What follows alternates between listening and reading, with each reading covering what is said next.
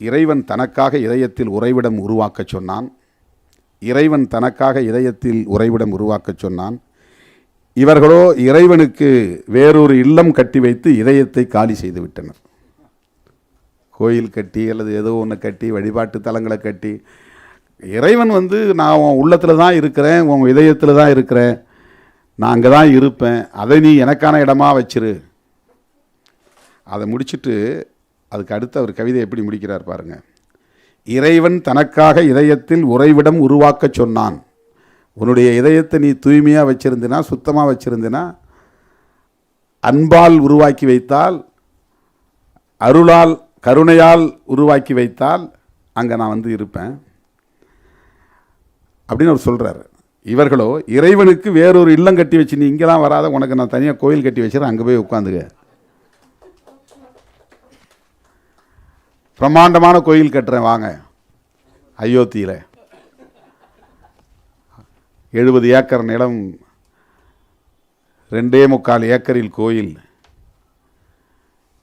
1000 கோடிக்கு மேல் செலவு, ஒரு குழந்தை தங்கிறதுக்கு, ஒரு குழந்தை இருக்கிற வீடு, குழந்தை ராமருக்கு.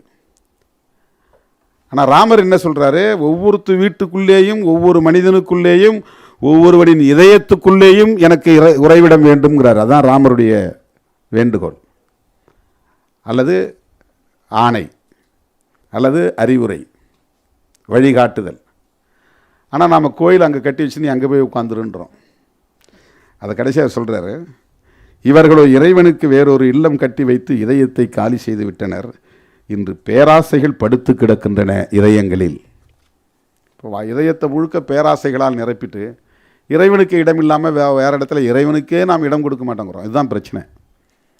துப்பாக்கி குண்டு இலக்கினை சுடும், வாய் வார்த்தை இலக்கினை சுடும், திரும்பி சுட்டவனையும் சுடும். ரெண்டு ரெண்டு ரெண்டு இருவினை ஒரே நேரத்தில் செய்யுது.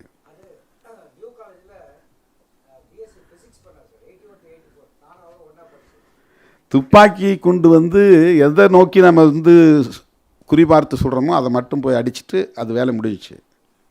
அது போய் விழுந்துடும், காணாமல் போயிடும். நீ வெளிவிடக்கூடிய வார்த்தை இருக்கிறதே, அது துப்பாக்கி குண்டை விடவும் பல மடங்கு வலிமையானது. அது நீ யாரை நோக்கி வீசுறியோ அவனையும் சுட்டும், திருப்பி உன்னையும் அடிச்சிடும். இது எவ்வளோ பெரிய தத்துவார்த்த ஒரு உள்ளடக்கம்,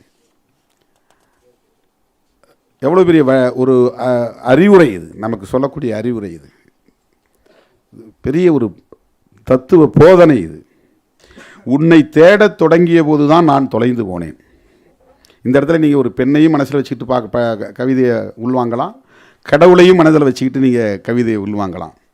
உன்னை தேடத் தொடங்கிய போது தான் நான் தொலைந்து போனேன். இனி நான் என்னை தேடியாக வேண்டும். என்னை எங்கேயோ ஃபோட்டோ மறந்துட்டேன், நான் இப்போ என்ன தேடியாகணும்.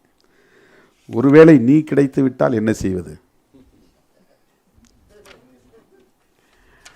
அது இன்னொரு கவிதையில் சொல்கிறாரு, நான் என்ன தேடி போனேன், அங்கே என்னையும் கண்டுபிடிச்சேன், உன்னையும் அங்கே கண்டுபிடிச்சேன். இப்போ உன்னை நான் தேடணும்னா என்னை நான் முதல்ல அது என்னன்னா, கடவுளை நீ உணர வேண்டுமானால் உன்னை நீ உணரு. நீ யார்? கடவுளை நீ கண்டுபிடிக்க வேண்டுமானால் உன்னை நீ கண்டுபிடித்துக்கொள். இப்போ கடவுள் வேறு எங்கேயே இல்லை, இங்கேருந்து நீ ஆயிரக்கணக்கான மைல் தேடிக்கிட்டு போக வேண்டியதில்லை. அல்லது இந்த குறிப்பிட்ட நேரத்தில் போய் வழிபாட்டு தலத்தில் உட்கார்ந்து தான் கடவுளை தேடி கண்டுபிடிக்கணும்னு அவசியம் இல்லை. நீ உன்னை தேட முனைந்தால், உன்னை கண்டுபிடித்தால் நீ கடவுளை கண்டுபிடிக்கலாம். அறிவியலில் முன்னேறி அணுவின் எடை போடுகிறோம். இப்போ அறிவியல் முன்னேறிடுச்சு. ஒரு பொருளை நாம் உடைச்சிட்டே போகிறோம், துணுக்கு உடைச்சிட்டே போகிறோம், கண்ணுக்கு தெரியாத அளவுக்கு உடைச்சிட்டே போகிறோம். கடைசியாக மூலக்கூறுங்கிற இடத்துல நிற்கிறோம். இதுதான் கடைசி யூனிட் அப்படின்னு அறிவியல் ஒரு காலத்தில் சொல்லிச்சு. மாலிக்யூல் அதுதான் அந்த last particle of the object. ஒரு பொருளுடைய கடைசி துணுக்கு, கண்ணுக்கு தெரியாத துணுக்கு. உடைச்சிட்டே போகிறோம், கடைசியாக கண்ணுக்கு தெரியாத ஒரு துணுக்கு பூத கண்ணாடி வச்சு பார்க்குறோம், அது மாலிக்யூல் அப்படின்னாங்க. அதை மூலக்கூறு, கடைசி அணு, கடைசி பொருள், அதை உடைக்க முடியாது அப்படின்னாங்க. அப்போ அதுக்கப்புறம் அதையும் உடைச்சி உள்ளே போனால் அதுக்கு பேர் ஆட்டம், அணு. இப்போ அணுவையும் துளைச்சி உள்ளே போகிறாங்க. உள்ளே போனால் அங்கே வந்து புரோட்டான் இருக்குது, நியூட்ரான் இருக்குது, அதை சுற்றி எலக்ட்ரான் இருக்குது. அந்த புரோட்டானுக்குள்ளேயும் வந்து குவார்க்ஸ், குளுவான்ஸ் அப்படிங்கிற பொருட்கள் இருக்குது. இதெல்லாம் ரொம்ப கண்ணுக்கு தெரியாத நுட்பமான மிக மிக மிக மிக மிக நுண்ணிய அளவுகள். அந்த அணுவினுடைய எடை என்னங்கிறத இன்றைக்கி மனுஷன் எடை போடுறான். அதனுடைய நிறை எண் என்ன, அதனுடைய மாஸ். அதுக்கு எடைங்கிறது வேறு, மாஸ்ங்கிறது நிறைங்கிறது வேறு. ஒரு பொருளுடைய எடைங்கிறதும் நிறைங்கிறதும் ஒன்றும் கிடையாது. எடைங்கிறது புவியீர்ப்பு விசையோடு தொடர்புடையது, அதோடு சேர்ந்தது. புவியீர்ப்பு விசை இல்லாத இடத்துல ஒரு பொருளுடைய கனம் என்னவோ அது நிறை, மாஸ்.